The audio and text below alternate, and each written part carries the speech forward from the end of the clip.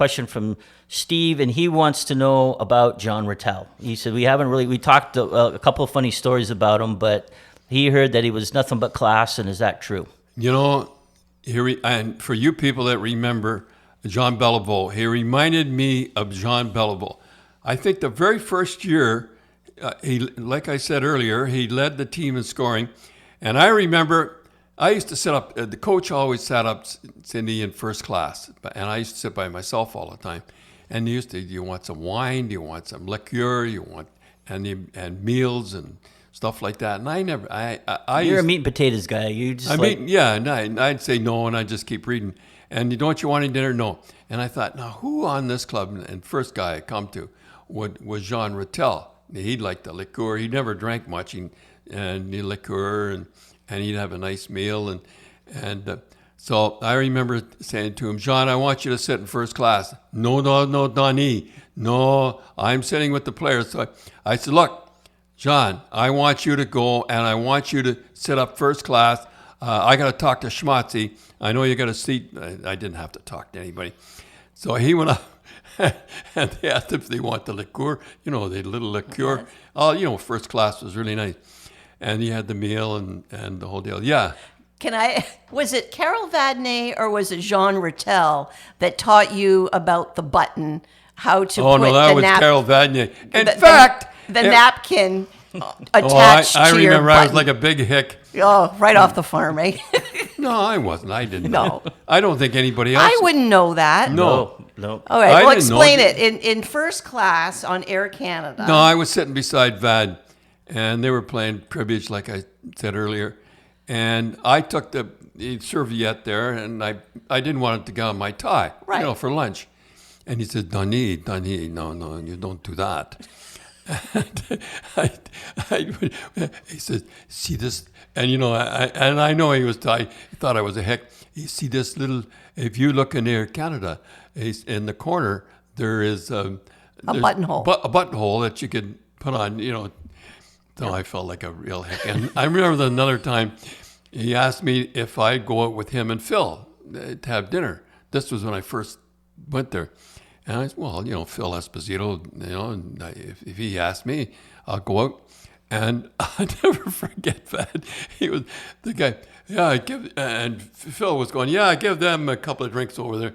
So the guy come over with the wine, the guy with the big plate, or the big piece of... Yeah, I forget what they call those. Maitre d', I guess. All right, whatever it is. And so the guy, he said to Pat, is this wine okay? And he swishes around in his mouth, and he put it in the plate, and all that. And I was sitting there, and he grabbed the bottle. He said, yeah, that's okay, and started to drink out of the bottle. Oh, yeah, I never forgot that. I was stunned, and you should have seen the look on the guy's face. It was a joke, to get me. Yeah, to make you feel at home. And I'll tell you, I never went with them again. Who paid? I had to pay the third, like the that's the hockey. That's the hockey player rule. That was right? a joke. Yeah, you got to pay a third, no matter. So you maybe had a beer, and they had a couple bottles of wine. And they were saying, give them some. So they're buying people other rounds, maybe not to still at 1/3 of the bill. And when he grabbed that bottle and started, when Pat started, now during dinner you didn't ask for ketchup, did you? No, I don't know. Sometime I'll tell a story about Al McNeil on that one. Yeah, but just to get back to Jean Ratelle. Jean Ratelle. So Jean Ratelle, so then I told him I wanted to go first class. But Guelph, Ontario, Guelph Biltmores, they had a junior A club, and this is the New York Rangers. They practiced every day. They were on the ice every day. No days off. They played it tough. And when you went to New York Rangers, there was the same thing. You were always on the ice every day. So this guy was as thin as a rail, and he had bad back. So I said, Jean, we played Thursday. What would we play? Thursday, Saturday, and Sunday? Yeah, it was Thursdays, Saturdays, and Sundays. So we always usually had. Yeah, the first game of the week was always on a Thursday. Yeah. So I said, I don't want to see you here till Tuesday. I don't want you to come Monday, because Monday. Well, was it Wednesday, actually, because Tuesday was you skated. Well, I got to Wednesday. Yeah. I said, I don't want you. No, Donnie, no. All my career, I have just one more thing. All my career, I've always been on the ice every day.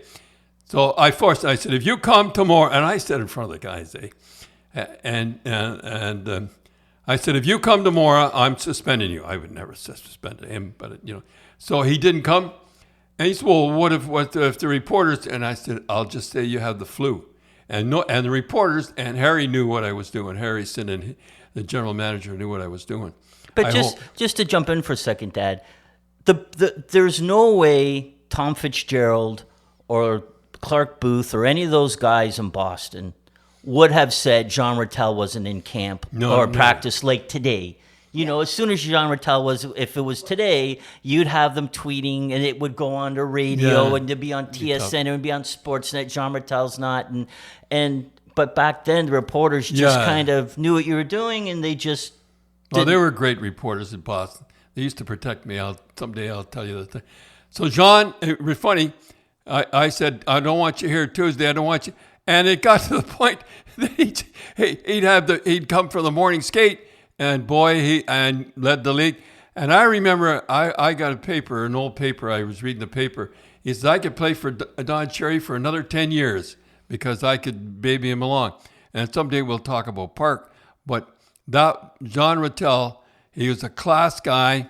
You just had to treat him right. He gave me golf lessons. He did? Yeah, he was a really good golfer. Well, he was a pro golfer, and he had to give up because of his back. Yeah. Plus, I think also it was a thing, too, in the NHL. You don't touch them or else you answered to Oh, John. yeah, we had a thing. Someday I'll tell that story, too.